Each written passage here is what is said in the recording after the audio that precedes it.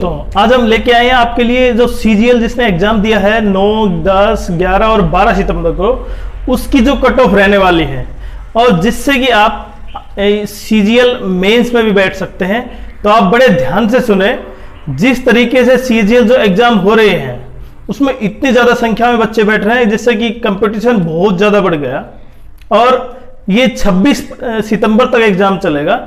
अब जैसे जैसे एग्जाम चल रहा है तो उससे क्या होगी, नॉर्मलाइजेशन तो होगी, लेकिन फिर भी जिस तरह एग्जाम्स एनालिसिस हो रहे हैं उसको देखते हुए आपके मार्क्स कहीं ना कहीं कम पड़ सकते हैं। और वो कितने कम पड़ सकते हैं और सब्जेक्ट वाइज कितने कम है, वही हम यहाँ पे डिस्कस कर रहे हैं और यही बताना चाह रहे हैं आपको कि जिस तरह आपने जो अपने मार्क्स का एनालाइज किया है, कितने कितने मार्क्स आपके बन रहे हैं, कि कितना मॉडरेट लेवल का था, किस लेवल का था, उस हिसाब से ये जो मार्क्स हैं आपके वो बहुत ही एक पेचीदा प्रश्न खड़े कर रहे हैं कि क्या आपका प्री क्वालिफाई हो गया या नहीं, और अगर हो गया तब आप उस असमंजस में है कि मेंस की तैयारी करें या ना करें। तो सबसे पहले देखते हैं आपके प्री क्वालिफाई होने के चांस कितने हैं, कि आपको कितने मार्क्स एवरेज मिल रहे हैं और 12 के बाद जो एग्जाम हो रहे हैं उनमें कितने मार्क्स, लगभग उसी बेसिस पे कितने मार्क्स बढ़ेंगे प्री क्वालिफाई के लिए। कि जिस तरह से 9, 10, 11 और 12, खासकर 9 का देखें, 9, 10, 11 को जिस तरह जो मैथ्स और इंग्लिश का लेवल आया था, मैथ्स 25 क्वेश्चनों में से आप आराम से 20 क्वेश्चन तक पहुंच सकते हैं और आपकी प्रैक्टिस बहुत ही जबरदस्त खतरनाक है, तो आप 20 से ऊपर 22 तक भी जा सकते हैं। तो अगर मैं एवरेज मान के चलता हूं तो यहां पे 20 क्वेश्चन, इसका मतलब आपको 40 मार्क्स मिले, क्योंकि वो मॉडरेट लेवल था, इतना हाई लेवल नहीं आया आपकी बार। दूसरा, इंग्लिश में आप हाई कहें या लो कहें, इंग्लिश का लेवल वही रहता है, क्योंकि जब जीएस इंग्लिश लेवल जब ग्रेजुएशन लेवल तक आ जाती है तो उसके लेवल वही रहता है। तो आप इसको भी ये मान सकते हैं, मैं 18 से 20 क्वेश्चन, इसका मतलब 38 से 36 से 40 के बीच मानता हूं, यहां पे 36 से 40 के बीच। तीसरा, रीजनिंग, इसमें आपके क्वेश्चन के मार्क्स कटने बहुत कम है, जिसको प्रैक्टिस की है और जिन्होंने कम से कम तीसरा अटेम्प्ट था, दूसरा या तीसरा, तो उनके मार्क्स नहीं कट सकते। तो लगभग मैं यहां पे मानता हूं 23, तो यहां पे 44 के आसपास मैं मान सकता हूं। अब सबसे इंपॉर्टेंट चीज जिसकी वजह से क्या है पेपर थोड़ा सा क्या होगा, फंस गया, नहीं तो इसकी मेरिट बहुत ज्यादा हाई चली जाती। अब क्योंकि ये पेपर फंस गया किसकी वजह से, जीएस और जीके की वजह से, और उसमें भी क्योंकि बहुत ही टिपिकल टाइप के जीएस जीके आई है, जैसे 2001 में, 2004 में, तो उससे संबंधित जो क्वेश्चन पूछे गए हैं वो हम ये नहीं मान सकते, वो किसी के हो सकता है किसी का तुक्का लग जाए, हो जाए उसमें, लेकिन यहां पे हम केवल मैक्सिमम मार्क्स 15 से 18 के बीच मान सकते हैं, वो भी बहुत ज्यादा, 15 से 18। तो लगभग इसमें मैं 35 मार्क्स मानता हूं जनरली।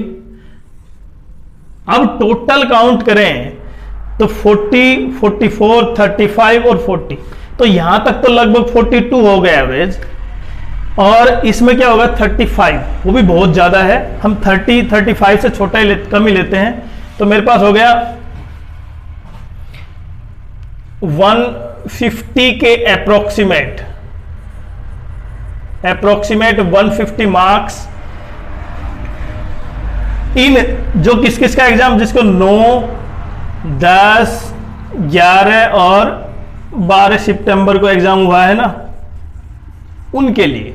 लेकिन अब जिनका एग्जाम बाद में है उनको तो पता चल गया किस टाइप के एग्जाम आ रहे हैं, क्योंकि दिनों पे दिन क्या हो रहा है, एग्जाम एनालिसिस आ रहा है, उसी टाइप के क्वेश्चन सोल्व हो रहे हैं। तो आप ये मान के चलें कि कम से कम 2-2 मार्क्स एवरेज बढ़ सकते हैं। हालांकि नॉर्मलाइजेशन होगा, लेकिन नॉर्मलाइजेशन का मतलब ये नहीं है कि आपके मार्क्स बिना तरीके, क्योंकि जिस बच्चे को आते हैं उसका तो मार्क्स ज्यादा होंगे, अब जिसको नहीं आते हैं तो वो मार्क्स क्वेश्चन सोल्व नहीं कर पाया। अब जब सितंबर में इन डेट को जिसका एग्जाम हुआ उनको नेगेटिव ये है उनके लिए कि क्योंकि एग्जाम उनका पहले था इसलिए उनके पेपर पहले हुए, उनको एनालिसिस पता नहीं चलता और इसीलिए उनके मेरिट में मार्क्स कम है। तो यहाँ पे लगभग 150 हो गए उनके।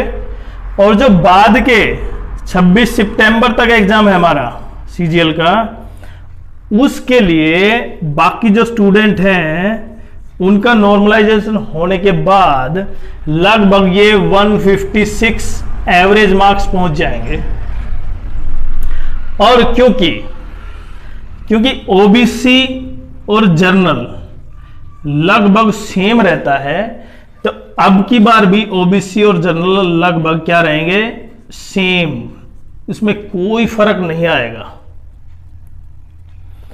रही एससी एसटी की, उनके लिए इतनी चिंता करने की बात नहीं है, क्योंकि सबसे ज्यादा चिंता किसके लिए है, जनरल और ओबीसी कैंडिडेट, जिसकी मात्रा जिनकी संख्या सबसे ज्यादा क्या है, ज्यादा है। और हालांकि एससी के लिए भी मान सकते हैं 135 140 के आसपास उसका क्या हो जाएगा, प्री क्वालिफाई हो जाएगा। क्योंकि मैंने भी खुद सीजीएल को पास करने के लिए 3rd अटेम्प्ट पेपर पास हुआ था। फर्स्ट में तो मेरा पेपर पास नहीं हुआ प्री क्वालिफाई, लेकिन उस समय क्या होता था 200 मार्क्स का होता था, 100 मार्क्स के जीए और जीएस और 100 मार्क्स का मैथमेटिक्स प्री में। उसके बाद मेंस होते थे, एक मैथ का और एक इंग्लिश का। उस समय इंटरव्यू भी होते थे, लेकिन अब क्या है, ये इंटरव्यू हटाकर ये मार्क्स ला दिए, सेकेंड पेपर कर दिया। तो इसलिए आपके लिए बहुत जरूरी है कि आप जिस तरह से क्वेश्चन की तैयारी करें, आपने जिस तरह का पेपर दे के आए हैं उसी के अनुसार आप मेंस की तैयारी करें। अब मेंस में जो लेवल प्री में है मैथ्स के, वो लेवल नहीं आएगा, इसके लिए लेवल आपका हाई हो जाएगा। और जिसको लगता है कि प्री में ठीक लेवल आया था उसी लेवल का एग्जाम तैयार करें, तो वो आपकी क्या होगी, वो गलतफहमी होगी। मेंस में आपके बहुत अच्छे ढंग से क्या होगा, एग्जामिन होगा कि कितने लेवल में आप हो। तो हम ओवरऑल चेक करें तो लगभग ये जो 4 डेट हैं उनके लिए मार्क्स कम होने की संभावना है और मेरिट क्या जाएगी उनके लिए थोड़ा सा ऊपर जा सकती है। लेकिन ये सबके लिए डिसाइड नहीं करता कि किसी न किसी को तो पेपर पहले देना होगा, तो इसलिए आप इसमें डिसाइड नहीं कर सकते। केवल आप मेहनत कर सकते हो और अपनी मेहनत जम के कीजिए। और कोई ये कहता है कि मैंने पहली बार में क्वालिफाई कर दिया, उसके लिए पहली बार नहीं है, वो उसने काफ़ी समय से वो उसकी तैयारी कर रखी है।